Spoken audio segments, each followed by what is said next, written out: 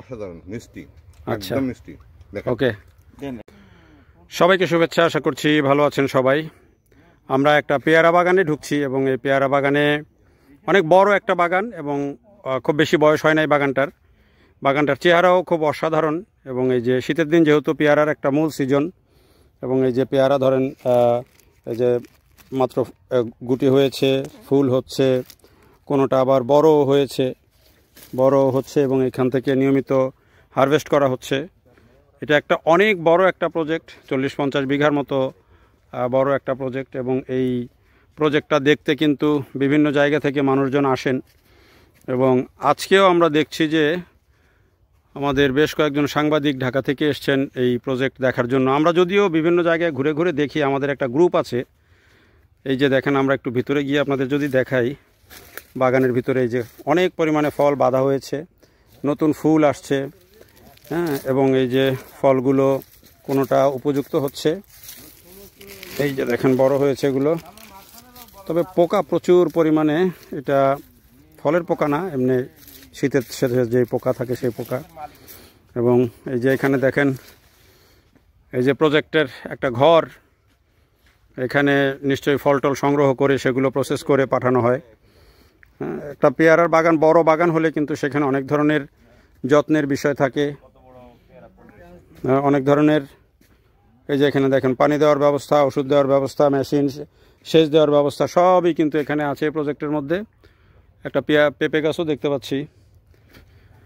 তো সব মিলিয়ে এই বাগানটা আমার কাছে মনে হয়েছে, বাগানের গাছের যে চেহারা খুবই চমৎকার এবং অনেক বড় একটা স্পেস নিয়ে এই বাগানটা। এবং এই বাগানটাতে আমরা ঘুরতে আসলাম। সারোয়ার ভাই, এই যে বাগান তো অনেক দেখলেন, এই যে পেয়ারা বাগান, ড্রাগনের বাগান, যশোরে আর কি দেখলেন, কেমন লাগছে? না, আসলে ফ্যান্টাস্টিক। আমি তো প্রথম পেয়ারা বাগান দেখছি, বাণিজ্যিক পেয়ারা বাগান দেখেছি নাটোরে, আমাদের গ্রামে গিয়ে। তো সেগুলো তো আসলে ছোট ছিল, এইটা তো বিশাল বড়, মানে আমরা মাঝখানে আছি মনে হয়। এটা ডানে বা বামে কত দূর আছে যতটুকু শুনলাম যে প্রায় 50 বিঘার উপরে। 50 বিঘার উপরে, আসলে বিরাট বড়। মানে যদিও ড্রাগন বাগানটা দেখেও চমৎকার লেগেছে, মানে চমৎকার লেগেছে আসলে। তবে ফল থাকলে আরো ভালো লাগতো, কিন্তু এখন তো আসলে ফল সময় না। তবে যত বড় প্রজেক্ট, আসলে অসাধারণ।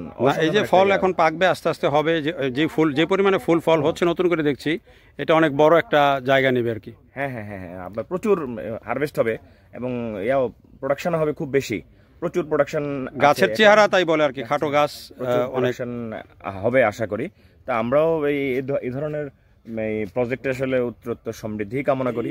যে যারা কৃষক আছেন বা যারা এই প্রজেক্টগুলো করেন, এগুলো যদি ভালো হয় তাহলে এগুলো দেখে অন্যরাও আরো উৎসাহিত হয় আর কি।